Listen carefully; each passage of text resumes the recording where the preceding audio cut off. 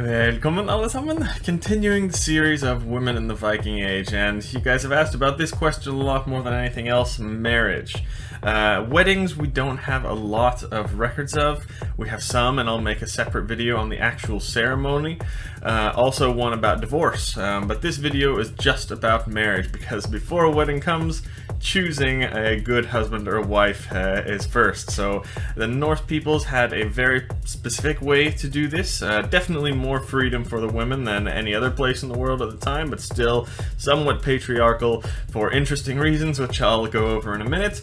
But this video is just going to be not interesting just because of the marriage, but you're also going to learn a lot about the society and the way it worked in everyday life there. So first thing you have to know about marriage: social class was everything. You basically had to marry into your social class, not above, not below. And this went both ways. Both genders thought like this. Quite different than it is today, actually. But we can pretty much break up social classes into 4 or 5 categories. There were the slaves, then you had the royal or noble class, and then you had the regular middle class people that you could probably break up into a few different categories. Now the slaves, we don't really hear much about marriage between them. Of course they probably did, but only amongst themselves. Slaves could have children with other social classes, regular people in the middle class, nobles, and even kings. But there was never a marriage, and any child that came out of a sex with a slave would be kind of like the bastard illegitimate child. Many kings were said to have children with a pretty slave girl, Harald Fairhair and Olav the Saint. They both have sagas about them detailing this.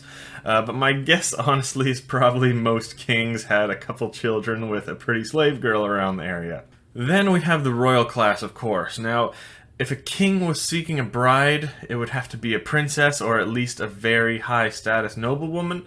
Same thing is if a princess was seeking a husband, it would have to be a king or at least someone with royal family line. Take Laxdæla Saga, for example. The king Olav Tryggvason's sister, she took a liking to a regular middle-class man named Myrkjartan, and he was actually born to a slave woman.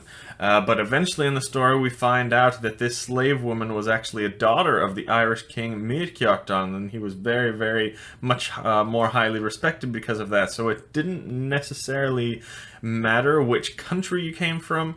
Royal blood is royal blood, and they stuck together in their marriages. Then we have the middle class, the regular middle class. We can break it up into a few categories, maybe. You can call them Karl or Jarl or whatever. But it's basically, are you an honorable person who comes from a respected family? Or are you someone who is just not a well-known family, or even one with a bad reputation, and you married into your own class within the middle class too. Much of the time when we read about examples of marriage in the sagas, the man and woman barely knew each other. They barely even met before they agreed to be married.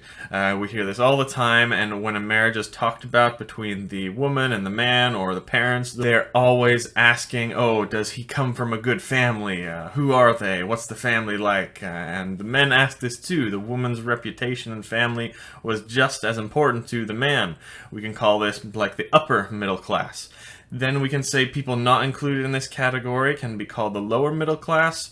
These are the regular people who maybe didn't come from a family with a well-known reputation, or maybe they even had a bad reputation, but this was absolutely something you could do to change if you had done honorable deeds. Like I said, Laxdæla Saga and also Vatnsdæla Saga, one of the main recurring themes throughout the whole thing is basically the tales of regular men kind of progressing up the social hierarchy and marrying a noble, beautiful wife. But really there are many other sagas in our mythology and tales and folk tales of a young man basically working to achieve a higher status and honor and reputation so that he can wed the best princess in the land. Ragnar Saga, of course you know. Volsunga Saga is a couple of the most famous examples of this, and it's kind of ingrained in our DNA, honestly, that for men to just work up and move up in social status in order to get the best bride in the land. Tales all over Northern Europe about this. But the important thing is, this social class idea of marriage went both ways between the man and the woman. True gender equality, not like our modern Disney idea of marriage of a low-class, kind of trashy woman ending up marrying a high-class and honorable man. No, social class meant a lot to men too back then, and an upper-class Viking was not going to marry a lower-class, dishonorable woman that with a bad reputation on her family. So I think men in the upper class today can learn a little something from that, and also in the Viking Age, being rich and good-looking did not make you honorable. This did not make you an attractive mate. Both genders in the Viking Age, they looked at honor, not just how much money you had and what social class you were in. It was like a good reputation kind of thing. Anyway, time to piss some more people off. The number 2 aspect of choosing a mate in the Viking Age, the father chose for the daughter. Like many places in the world, up until a couple generations ago, really, the father would be choosing the husband for his daughter. It's wrong, and it sucks for the girl, but I think there's definitely some wisdom there to be learned. First of all, Scandinavia was not like these other misogynistic cultures around the world where the father kind of married his daughter off for money or cattle and just didn't give a shit about her well-being. Absolutely not. You should know by now that in Scandinavia, women were treated better than anywhere else in the world. Always has been, always will be. So almost every time in the sagas when some guy was asking to marry a woman, her father would always check with his daughter to make sure she liked the guy. 99% of the records we have, it was custom to for the father to ask the daughter whether she liked the guy and wanted to get married. It wasn't necessary, but it was just part of the culture. There are a couple exceptions to this. In Olav the Saint's saga, the Swedish princess was set to marry King Olav of Norway. But here, the father hated this king, so he did not allow it. Same story, just a little bit later on, another one of the Swedish king's daughters was snuck into Norway by one of the king's councilmen, and she got married to the Norwegian king against the Swedish king's wishes.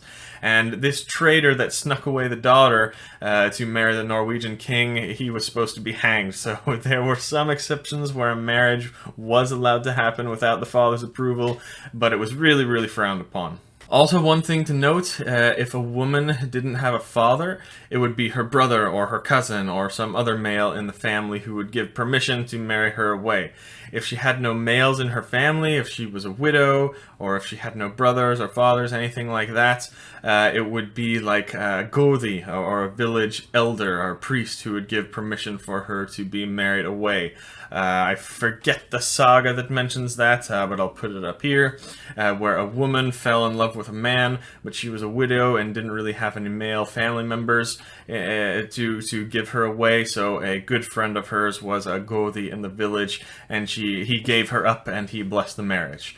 So sounds pretty mean that women needed male approval for marriage, but I think there's a little wisdom that can be learned from this and brought into the modern day. I think we all have to be honest with ourselves, okay? I know there's probably only 5 of you ladies watching right now, but I think we all have to admit girls absolutely suck at picking a good man for themselves, okay? All we see on Instagram is all these hit songs and memes and all that coming out. Oh, my ex is trash, my taste in men is toxic, blah blah blah, this fuckboy, blah blah blah, and I keep going back to him. It's all the same stuff over again, thousands of years. I know this isn't all girls, okay? Some girls get their first boyfriend and they marry him, high school sweethearts, whatever, and they choose a good guy on the first try. Most girls are not like that, and they have to get through 10 or 20 or 50 or 100 loser guys before they find a good one to marry, and even after that, the divorces still happen. I'm just saying, if you at least asked your father or brother on their opinion, None of this would happen. Why? Because men, we know how to spot a good guy versus a bad guy right away.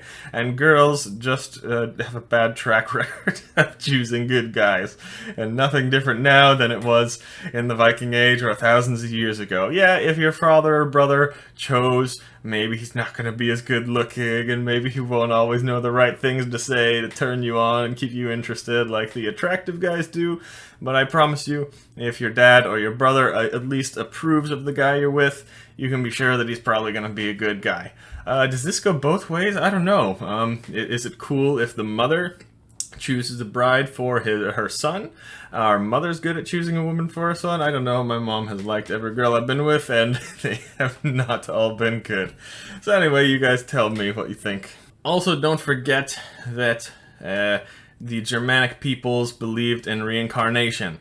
In the Norse beliefs, in the tradition, often into the same family, and usually reincarnated as the great-grandson or great-granddaughter. Now, I don't want my daughter marrying some slimy fuckboy because I don't want to die and come back reincarnated as one of this weasel spawn. No, so if I have a daughter, I'll make damn sure that her husband is strong and honorable so that I have a good chance of coming back reincarnated as a strong, honorable person. Anyway, number 3 way to attract a mate in the Viking Age: wooing. So although social class and the father's approval were the main factors in deciding marriage, there is for sure some flirting and some kind of game going on, and little relationships. There's only a few examples of this, but we can see the difference in class and how society is by the way like this. So, for example, in the sagas about kings, like the ones you will find in Heimskringla, the king's daughter or sister often had many men coming to woo her. Either it was a set-up marriage, or she had men coming to woo her, usually princes or kings from smaller kingdoms. These types of things would happen when there was no real clear candidate about who the princess should marry. So a few of them had to come and kind of compete bachelorette style and try to woo her. So in these cases, the woman was 100% in charge of who she picked. In sagas about more regular middle-class people, like the ones you will find in sagas of the Icelanders, there's a bit more game. Usually a boy and a girl grew up in, neighboring villages or whatever close by. Their family knew each other, and the kids ended up liking each other. They grew up, and the father approves of the marriage between the boy and the girl.